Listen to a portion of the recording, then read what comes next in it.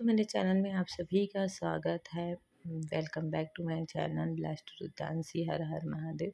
ये गरुड़ पुराण का मत्स्य अवतार कहानी है। मत्स्य अवतार भगवान विष्णु की प्रथम अवतार है। मछली के रूप में अवतार लेकर भगवान विष्णु ने एक ऋषि को सब प्रकार की जीव जंतु एकत्र करने के लिए कहा और पृथ्वी जब जल में डूब रही थी तब मत्स्य अवतार में भगवान ने उस ऋषि की नाव की रक्षा की। इसके पश्चात ब्रह्मा ने पुनः जीवन का निर्माण किया। एक दूसरी मान्यता के अनुसार एक राक्षस ने जब वेदों को चुरा कर सागर की अथाह गहराई में छुपा दिया, तब भगवान शिव ने मत्स्य रूप धारण करके वेदों को प्राप्त करके उन्हें पुनः स्थापित किया।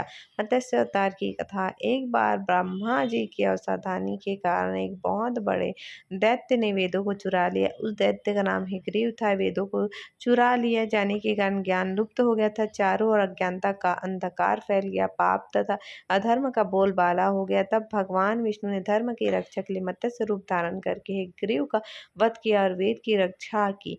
भगवान ने मत्स्य का रूप किस प्रकार धारण किया, इसके विस्मयकरण कथा इस प्रकार है। कलन कल्पांत के पूर्व एक पुण्यात्मा राजा तप कर रहा था। राजा का नाम सत्यवान था। सत्यवान पुण्यात्मा तो था ही, बड़े उदार हृदय का भी था।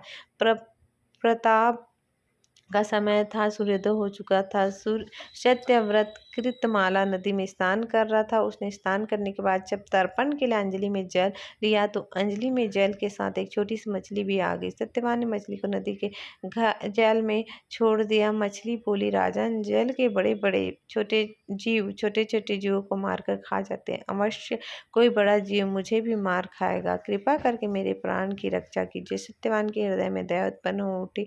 उसने मछली को जल से भरे हुए अपने कृपाल में डाल दिया। तभी एक आश्चर्यजनक घटना घटी। एक रात में मछली का शरीर इतना बढ़ गया कि का मुंडा उसके रहने के लिए छोटा पड़ने लगा। दूसरे दिन मछली सत्यवान से बोली, राजा, मेरे रहने के लिए कोई दूसरा स्थान ढूंढिए, क्योंकि मेरा शरीर बड़ा बढ़ गया है। मुझे घूमने फिरने में बड़ा कष्ट होता है। सत्यवान ने मछली को कमुंडल से निकालकर पानी से भरे हुए मटके में रख दिया। यहाँ भी मछली का शरीर रात भर में मटके में इतना बड़ा हो गया कि मटका भी उसके रहने के लिए छोटा पड़ गया।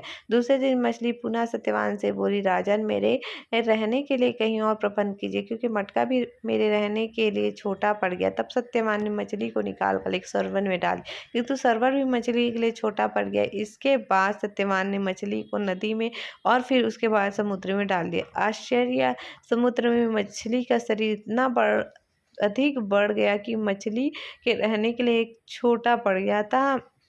मछली पुनः सत्यवान से बोली, राजन, यह समुद्र भी मेरे रहने के लिए उपयुक्त नहीं है। मेरे रहने की व्यवस्था कहीं और कीजिए। अब सत्यवान विस्मित हो उठा। उसने आज तक ऐसी मछली कभी नहीं देखी। वह विस्मय भरे में बोला, मेरी बुद्धि को विस्मय के सागर में डुबो देने वाला कौन है? मत्स्य रूपधारी श्रीहरि ने उत्तर दिया, राजन, हयग्रीव नामक दैत्य ने वेदों को चुरा लिया है। जगत में चारों ओर अंधकार और अधर्म का अंधकार फैल गया है। मैंने हयग्रीव को मारने के लिए मत्स्य का रूप धारण किया है। आज से 7वें दिन पृथ्वी प्रलय के चक्र में फिर जाएगी। समुद्र उमड़ उठेगा, भयानक वृत्त होगी, सारे पृथ्वी पानी में डूब जाएगी। जल के अतिरिक्त कहीं कुछ भी दृष्टिगोचर नहीं होगा। आपके पास एक नाव पहुंचेगी। आप सभी अनाजों और औषधि के बीज को लेकर सप्त ऋषियों के साथ नाव पर बैठ के जाइए। मैं उसी समय आपको पुनः दिखाई पड़ूंगा और आपको आत्म तत्व ज्ञान प्रदान करूंगा। सत्यवान उसी दिन से हरि स्मरण करते हुए प्रलय की प्रतीक्षा करने लगे। 7वें दिन प्रलय का दृश्य उपस्थित हो गया। समुद्र भी उमड़कर अपनी सीमा से बाहर बहने लगी। भयानक वृष्टि होने लगी। थोड़ी देर में सारी पृथ्वी पर जल ही जल हो गया। संपूर्ण पृथ्वी जल में समा गई। उसी समय एक नाव दिखाई पड़ी। सत्यवान सप्तऋषियों के साथ उस नाव पर बैठ गया। उन्होंने नाव के ऊपर संपूर्ण अनाज और औषधि के बीज भी भर दिए। नाव प्रलय के सागर में तैरने लगी। प्रलय के उस सागर में उस नाव के अतिरिक्त कहीं भी कुछ भी नहीं दिखाई दे रहा था। सहस्त्र मत्स्य रूपी भगवान प्रलय के सागर में दिखाई पड़े सत्यवान और सप्त ऋषि गण मत्स्य रूपी भगवान की प्रार्थना। भगवान से आत्मज्ञान पाकर सत्यवान का जीवन धन्य हो गया। वे जीते ही जी ही जीवन मुक्त हो गए। प्रलय का प्रकोप शांत होने पर मत्स्य रूपी भगवान ने हयग्रीव को मारकर उससे वेद छीन लिया। भगवान ने ब्रह्मा जी को पुनः वेद दे दिया। इस प्रकार भगवान ने मत्स्य रूप धारण करके वेदों का उद्धार, साथ के प्राणी का भी अमित कल्याण किया। बोलो मत्स्य उद्धार भगवान की जय।